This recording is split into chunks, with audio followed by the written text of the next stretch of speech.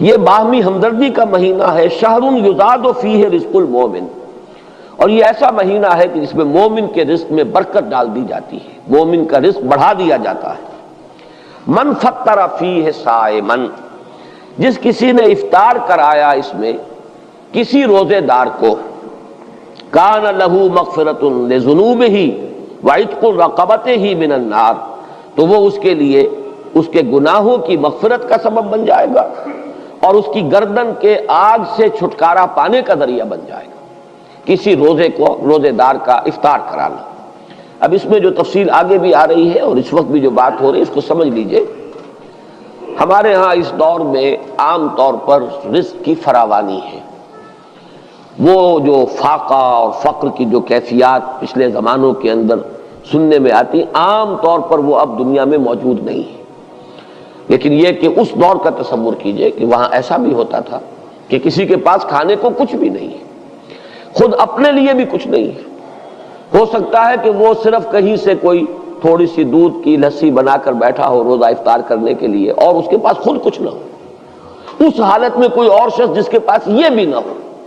اگر اس کے پاس آتا ہے تو وہ اپنے اس تھوڑی سی لسی میں سے اگر اپنے کسی اور بھائی کو بھی کچھ پلا دیتا ہے 2 گھونٹ، تو اس کا جو اجر و ثواب اس وقت اس پس منظر میں ہے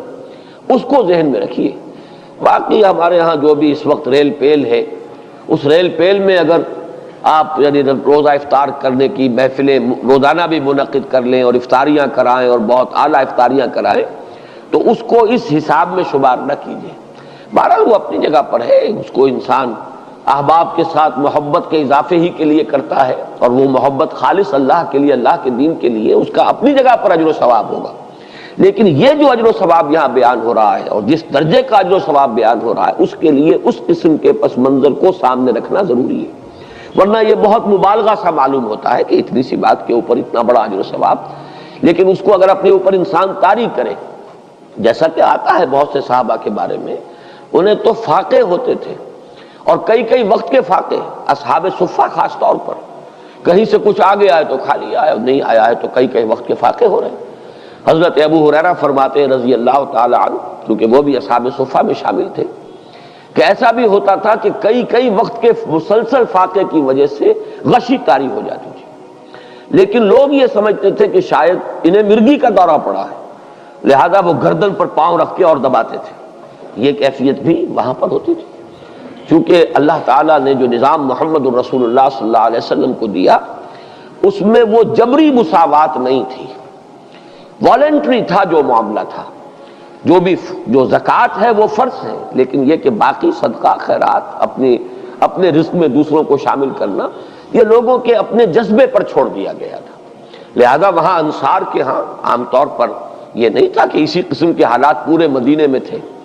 وہ واقعہ بھی آتا ہے کہ خود حضور صلی اللہ علیہ وسلم کو کئی وقت کا فاقہ تھا،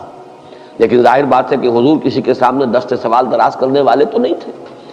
اتنے میں حضرت ابو بکر آ جاتے ہیں، ان کی کیفیت بھی وہی ہے، حضور نے دیکھ لیا، چہرے سے مشرے سے اندازہ ہو جاتا ہے کہ فاقہ ہے۔ حضرت عمر آئے، ان کا حال بھی یہی۔ تو حضور پھر ان دونوں کی وجہ سے اٹھے، ان کو لے کر ایک انصاری کے باغ میں پہنچے۔ اب ان انصاری صحابی کی عید ہو گئی کہ حضور تشریف لائے، وہ دوڑے فوراً باغ میں سے کچھ انگوروں کے خوشے کچھ اور چیزیں لا کے فوراً رکھی،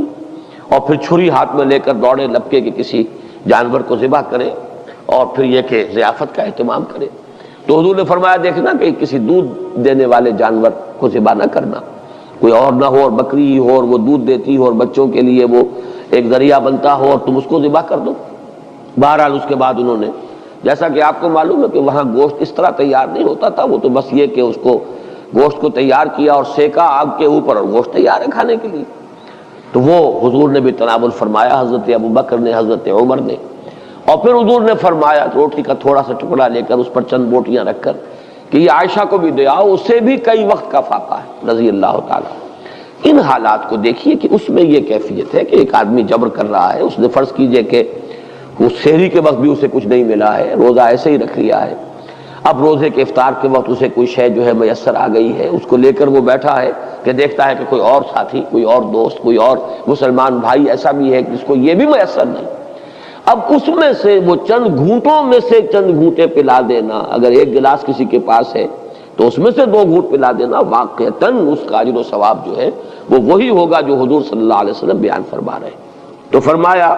من فطر فیہ صائما کان لہ مغفرۃ لذنوبہ وعتق رقبتہ من النار وکان لہ مثل اجرہ من غیر ان ينتقص من اجرہ شیء،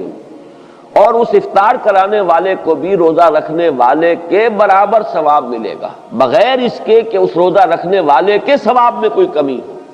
اس کا اپنی جگہ پر اجر و ثواب رہے گا، لیکن جس نے افطار کرایا ہے اس کو اس کے برابر اجر مل جائے گا۔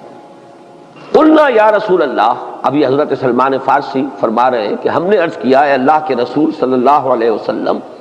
لیس کلنا یجد ما یفطر بہ الصائم، حضور ہم میں سے ہر ایک کو تو یہ مقدرت حاصل نہیں ہے کہ جس سے وہ روزہ کسی روزے دار کا روزہ افطار کرا سکے۔ ہم پر تو خود جو ہے بہت فقر کا غلبہ ہے، ہم بہت احتیاج کی کیفیت ہے۔ لیس کلنا یجد ما یفطر بہ الصائم فقال رسول اللہ صلی اللہ علیہ وسلم، تو ارشاد فرمایا اللہ کے رسول صلی اللہ علیہ وسلم نے، یؤتی اللہ ھذا الثواب، اللہ تعالیٰ یہ ثواب عطا فرما دے گا اس شخص کو بھی، من فطر صائما علی مضغۃ لبن، جس نے کسی روزے دار کا روزہ افطار کرایا کسی لسی کے گھونٹ پر، اور شربت من ماء، یا پانی بھی کسی وقت اس قدر کمیاب ہو جاتا ہے کہ پانی ہی نہیں ہے تو پانی میں سے بھی کسی کو حصے دار بنا لیا ہے، تو وہ اس کو ومن اشبع صائما سقاہ اللہ من حوض شربۃ لا یظمأ حتی یدخل الجنہ، اور جو شخص کسی روزے دار کو پیٹ بھر کر سیر ہو کر کھانا کھلائے گا اس کو تو اللہ تعالیٰ میرے حوض سے، حوض کوثر سے پلائے گا، سیراب کرے گا، اور اس طرح سیراب کر دے گا کہ پھر جب تک وہ جنت میں داخل نہیں ہو جائے گا اسے پیاس کا احساس نہیں ہوگا،